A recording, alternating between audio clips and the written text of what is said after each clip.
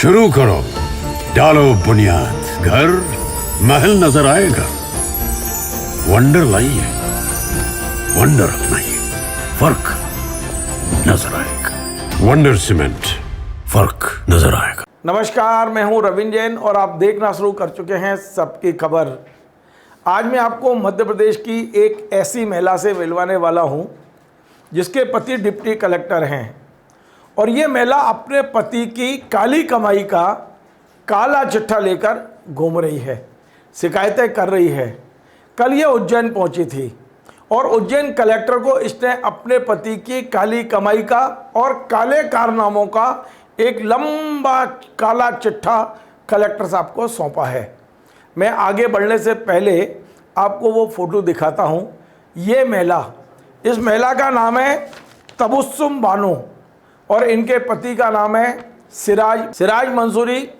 SDM रह चुके हैं उज्जैन में और इसीलिए यह महिला उज्जैन पहुंची थी। इसने कलेक्टर को अपने पति के जो काली कमाई का काला चिट्ठा सौंपा है वो बड़ा मतलब हैरत करने वाला है।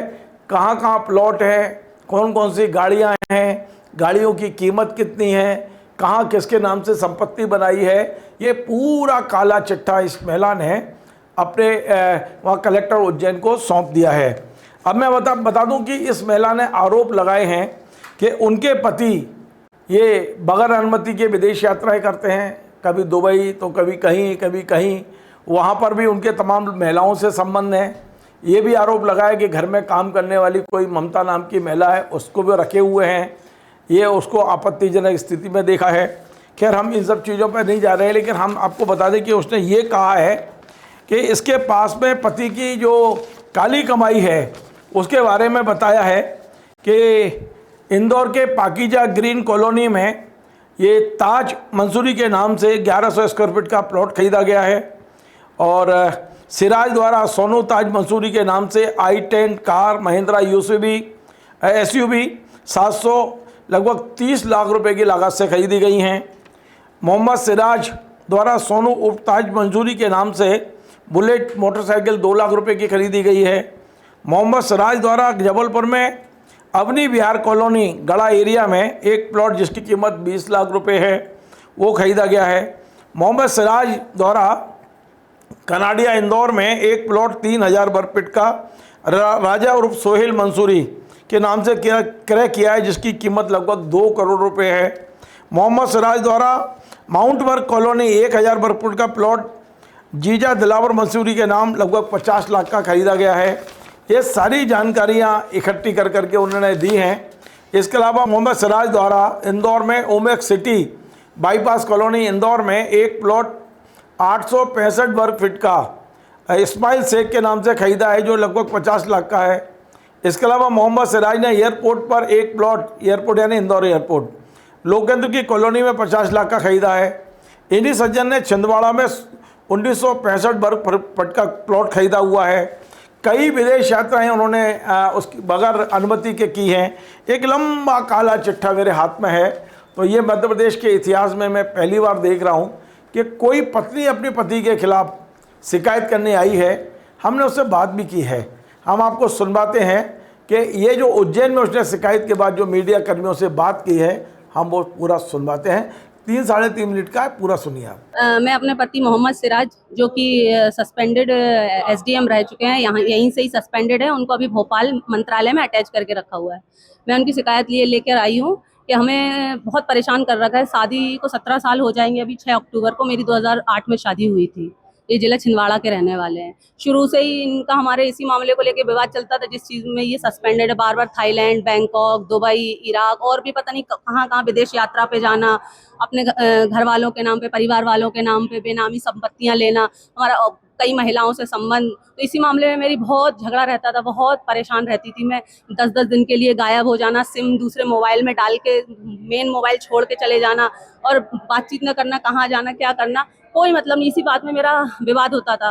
2023 में मैं फिर अपने मायके आ गई। इन्होंने परेशान किया, निकाल दिया, तो मैं घर पे आ गई अपने यूपी की हूँ मैं, मेरा मायका यूपी है।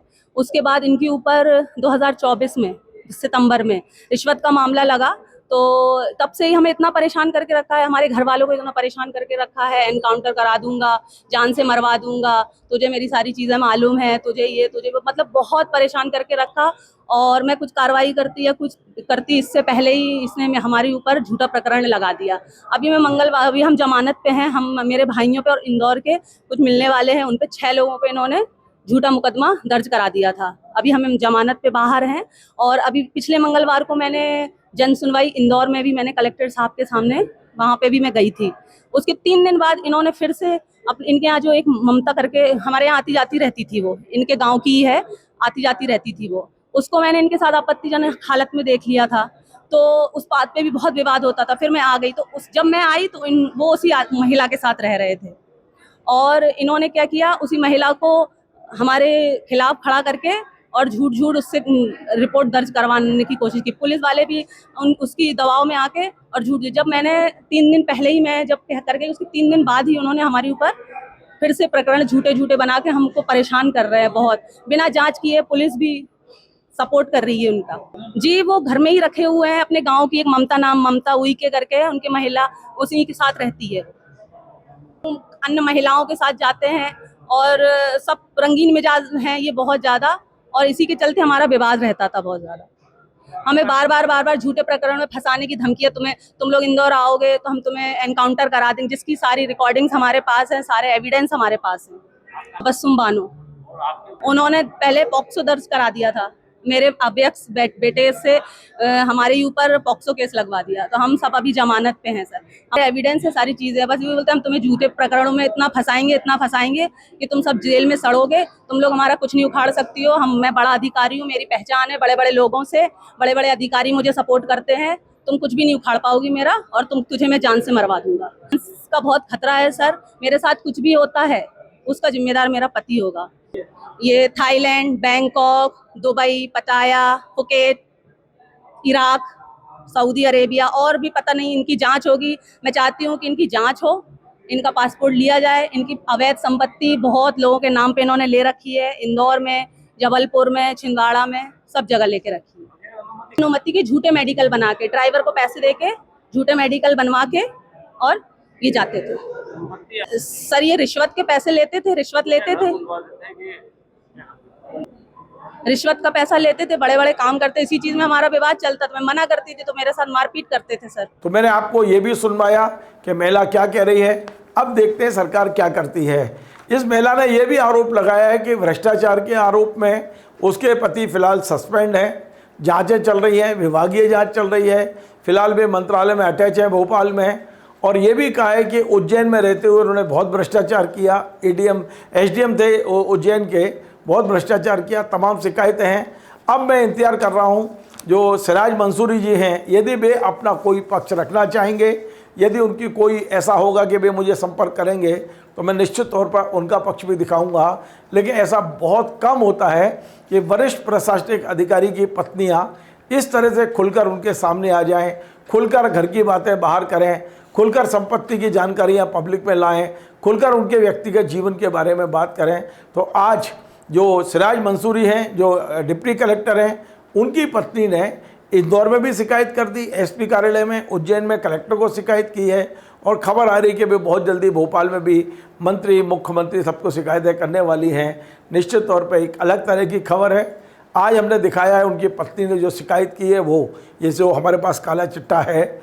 लेकिन यदि डिप्टी कलेक्टर महोदय अपना कुछ पक्ष रखना चाहते हैं तो आप आइए, हम आपका पक्ष रखने को भी तैयार हैं। आपको हमारा ये कार्यक्रम पसंद आए, आप इसे शेयर करें, लाइक करें, कमेंट करें, और आपसे बार बार निवेदन है हमारे इस चैनल को सब्सक्राइब अवश्य करें। धन्यवाद।